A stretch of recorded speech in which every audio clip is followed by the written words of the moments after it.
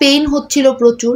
ওনারা এমনভাবে টান দিছে যে আমার ঘাড় পর্যন্ত, মানে আর কি এত জোরে টান দিছে যে আমার ঘাড় পর্যন্ত পেইন হয়ে গেছিলো। মানে আজকের অ্যাক্সিডেন্টটা আমার সাথে নটরডেম কলেজের সামনে হয়েছিল, মতিঝিল নটরডেম কলেজের সামনে। আর এর আগেও আমার একটা ফ্রেন্ডের কাছে আমি শুনেছিলাম ওর ব্যাগ চুরি হয়ে গিয়েছিল, ঠিক এই জায়গাটার সামনেই হয়েছিল চুরিটা। তো আজকে আমি যখন আসতেছি আমার অফিস থেকে, তো হঠাৎ করে একটু মানে 1 মিনিটের মনে হয় একটা জ্যাম পড়ছে। এই জ্যামের মধ্যে এই কাহিনীটা। আমি এদিকে তাকিয়েছিলাম, সে পিছন থেকে, রিক্সার পিছন থেকে হাত দিয়ে, মানে সেকেন্ডও নেয় না, 1 সেকেন্ডের মধ্যে সে জাস্ট আমার কানটা টেনে, মানে 1 সেকেন্ডের মধ্যে আমি কিছু টেরও পাইলাম না যে ও আসলে কি করতে চাচ্ছে। এই 1 সেকেন্ডের মধ্যে আমার কাছ থেকে কানে টেনে, স্বর্ণের কানে দুল ছিল সেটা নেওয়ার চেষ্টা করতেছিল, কিন্তু সে নিতে পারে নাই। মানে আমি প্রথমে বুঝতেই পারলাম না যে হঠাৎ করে মানে 1 সেকেন্ডের মধ্যে পিছন থেকে টান দিল। অ্যান্ড আমি ব্যথা পাইছি শুধু ঘাড়ে, কারণ তখন আমার কানে এতটাই বেশি পেইন করছিল যে আমি পেইনটা ফিল করতে পারছিলাম না। তার থেকে 2 মিনিট মনে হয়, তারপর থেকে আমার মাথা, ঘাড় আর কান সব একসাথে পেইন শুরু করলো। আর অনেক ব্লাড পড়তেছিল, টিস্যু ভরে গেল একদম ব্লাড দিয়ে। আর আমি যেহেতু আমার কান দেখতে পাচ্ছিলাম না, কারণ আমার কাছে কোনো আয়না বা কিছুই ছিল না, মানে মিরর কিছুই ছিল না। আমার রিক্সাওয়ালা বলতেছিল আপনার অনেক কানের থেকে রক্ত পড়তেছে, তাড়াতাড়ি চাপ দেন। তো আমি চাপ দিয়ে ধরে রাখছিলাম। তারপর বাসায় লিফটের আয়না দিয়ে দেখে আমি ভয় পেয়ে গেছি। সবাই বলতেছিল সেলাই করতে হবে, এটা সেটা, বাট আমি এখনও সেলাই করিনি। আমি এখন আপাতত এইভাবে মেডিসিন লাগায় রাখছি। কালকে সকালে যেয়ে আমি ব্যান্ডেজ করে আসব। সবাই বলতেছে ব্যান্ডেজ করে রাখলে এটা ভালো থাকবে। তো এই জিনিসগুলো এখন খুবই বেড়ে গেছে, সবাই প্লিজ সতর্ক থাকবেন। সেকেন্ডের মধ্যে এই কাজ করে ফেললো। তো তারপর আমার অনেক ব্লাড পড়তেছিল, আপনারা ছবি দেখলে বা ভিডিও দেখলে বুঝতে পারতেছেন যে আমার কি পরিমাণ ব্লাড পড়তেছিল। তারপরে অনেক মানুষ চলে আসলো। আর এই যে মতিঝিল শাপলা চত্বরের এলাকাটা, আমরা যারা জানি তারা জানি যে এই এলাকাটা আসলে কি পরিমাণ মানুষ থাকে।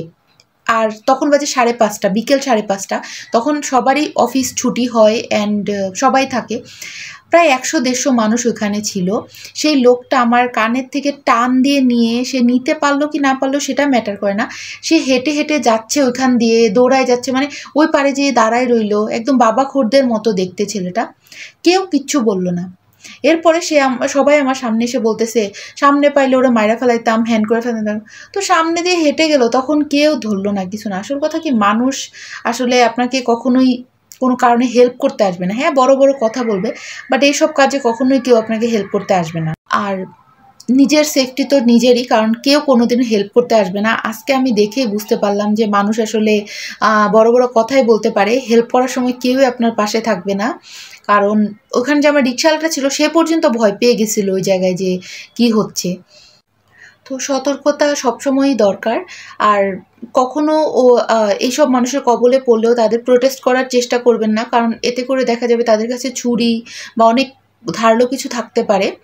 তো সেটা দিয়ে আপনাদেরকে মানে প্রবলেম করার চেষ্টা করতে পারে। এই জন্য বলবো যে খুব একটা দরকার নেই তাদের প্রোটেস্ট করার, কিন্তু অবশ্যই কানের দুল বা ইমিটেশন কিছুই না পরা ভালো। যেহেতু তারা বাবাখোর টাইপের মানুষ, তারা কোনটা স্বর্ণ কোনটা ইমিটেশন সেটা তাদের বোঝার ক্ষমতা থাকবে না।